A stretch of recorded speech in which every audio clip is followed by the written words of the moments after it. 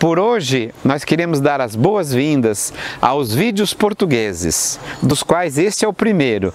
E aqui na Quinta das Lágrimas marcar, né, o nosso encontro virtual para que a gente aprenda os lugares do mundo com serenidade, com cultura e ao mesmo tempo com ânimo, para que um dia a gente possa vir aqui e juntos sentir o espírito histórico que há nesse belo espaço e nessa bela Quinta das Lágrimas que uniu Pedro e Inês.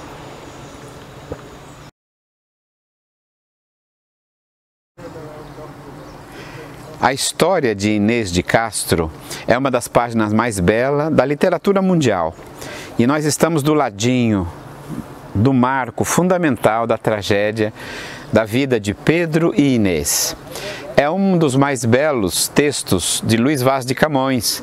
Quem já pôde ler Os Lusíadas, que é a história, a epopeia do povo português, no canto 3 vai marcar ali a história de Pedro e Inês, que para o grande poeta e o grande literato Luís Vaz de Camões, criador da língua portuguesa, é uma das histórias mais belas e profundas da nossa grandiosa cultura portuguesa. O que é o enredo, para que a gente entenda rapidamente no nosso vídeo Politeia? O rei Afonso e a rainha Beatriz eram os reis de Portugal, o 7º reinado de Portugal, Afonso e Beatriz. A Beatriz da casa dos Castilha ou Castela e o rei Afonso de Portugal, pretendendo fazer um acordo de paz para manter o grande reino portucalense. Agora, para consolidar ainda mais a beleza e a paz entre os reis, o rei Afonso e a rainha Beatriz casam o seu filho Pedro com a princesa de Castela, que naquele momento era a dona Constança. Quando Pedro, o infante, é levado a casar-se com Constança, filha de João Manuel, rei de Castela, lá ele conhece uma aia, uma das mulheres que cuidavam da rainha. E então ele se apaixona por Inês de Castro, uma nobre da Galícia, a região norte hoje, ao norte de Portugal e hoje vinculada à Espanha. E lá ele conhece Inês de Castro e o amor é um amor retumbante e ele a traz para Portugal. E ela vive na vila de Albuquerque. Só que daí o amor que ele tem por Inês, mas ele é casado com Dona Constança e o reino dividido e o reino temeroso. E numa das lutas, os nobres temem que Dom Pedro, tendo o amor com a rainha Dona Constança, pudesse deixar uma hora que os seus filhos com Inês de Castro, pois ela vira uma espécie de amor ou amante do rei, e ele a traz para a cidade de Coimbra. Aqui em Coimbra, ela vai viver no castelo de Santa Clara, que tinha sido construído pela sua avó, a rainha Isabel.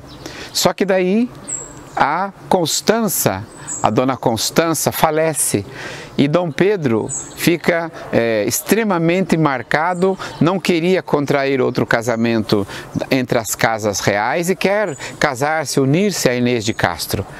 O rei Dom Afonso não permite e os nobres também não, e numa das saídas do príncipe Dom Pedro, o rei Dom Afonso, com 3 nobres fidalgos, para a história, retira Inês de Castro do convento de Santa Clara e assassina. E para outros, e aí a lenda, ela é assassinada aqui na fonte, onde ela estava com algumas de suas alfaias a lavar a roupa. E aqui, segundo a lenda, no vermelho que há nessas pedras, seriam as marcas do sangue de Inês de Castro, assassinada brutalmente pelos cavaleiros, que não queriam que ela pudesse ser a segunda esposa do rei Dom Pedro e, portanto, assumir o reino. Queria o rei Dom Afonso que o seu filho, Dom Fernando, fosse o rei de Portugal. Nesse processo, o que vai acontecer? Dom Pedro amargurado ao saber da morte de Inês de Castro, continua os seus dias tristes e não se casa. O rei Dom Afonso falece e Dom Pedro é empossado como rei de Portugal, o 9º rei de Portugal. E aí vejam só, como rei de Portugal, ele exige que Inês de Castro seja retirada do seu templo, onde ela tinha sido enterrada, e ele exige o beijamão, que é a cerimônia que todos os nobres vêm beijar as mãos da família do novo rei, e ele coloca Inês do lado do seu trono, e toda a corte tem que beijar a mão da Inês.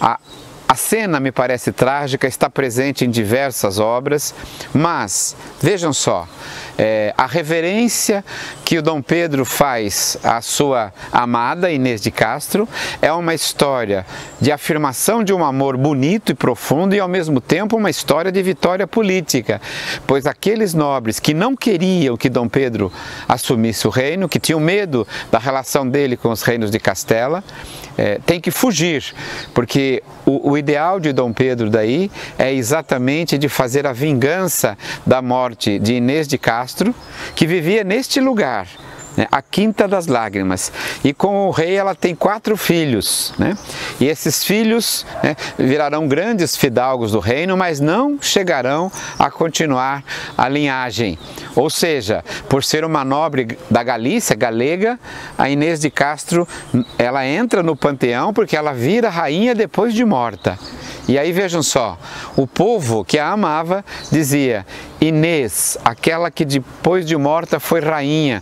E aí no Brasil, e tanto aqui em Portugal, nós temos um ditado: agora não adianta mais, porque agora a Inês já é morta. Porque enquanto o rei Dom Pedro lutava contra seu pai, Dom Afonso, por causa da morte de Inês, ele fazia muitas coisas, mas nunca chegava ao trono, e era esse o ditado que se dizia: agora a Inês já é morta. A história de Inês e de Pedro é uma história paradigmática e trágica de amor.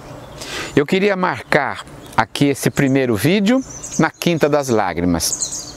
Não é possível que alguém venha a Portugal e não esteja na Quinta das Lágrimas. Não conheço o convento de Santa Clara, que foi residência de Inês, e hoje ali está, incólume, o corpo da rainha Santa Isabel, a rainha que praticamente solidificou e homologou a Universidade de Coimbra, uma rainha amorosa, uma rainha que atendia os pobres e que hoje, no século XXI, ainda é modelo ético de compassividade, de ternura e de compaixão com os pobres.